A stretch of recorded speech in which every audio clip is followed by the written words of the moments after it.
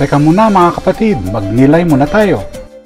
Alam ba ninyo na may planeta na halos gawa sa diamante? Ang 55 Cancri E ay isang planeta na napakatibay at napakahalaga, isang kayamanang lampas sa ating imahinasyon.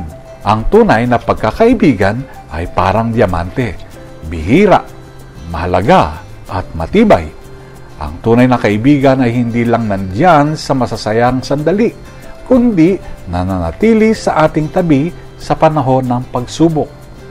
Paalala ng pagbasa na ingatan at pahalagahan natin ang tunay na pagkakaibigan bilang isang biyaya mula sa Diyos. Ang Amazon Rainforest ay gumagawa ng 20% ng oxygen sa mundo. Alam ba niyo yan?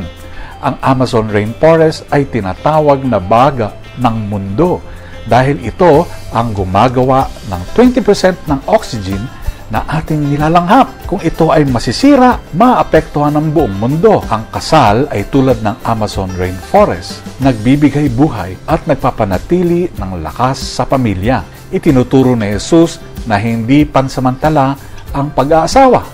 Ito ay dapat alagaan at ipaglaban. Kung paano kinakailangan ng rainforest ang pangangalaga upang magpatuloy sa pagbibigay ng buhay, kailangan din ng kasal ang pagmamahal, pagtsatsaga at katapatan upang patuloy na umunlad. Ang planeta ng diamante ay sumasalamin sa tibay ng tunay na pagkakaibigan at ang Amazon Rainforest ay nagtuturo sa atin ng halaga sa pag-aalaga sa panghabang buhay na pag-ibig. Naway ingatan natin ang tunay na pagkakaibigan at manatiling tapat sa mga ugnayang ipinagkaloob sa atin ng Diyos. Amen.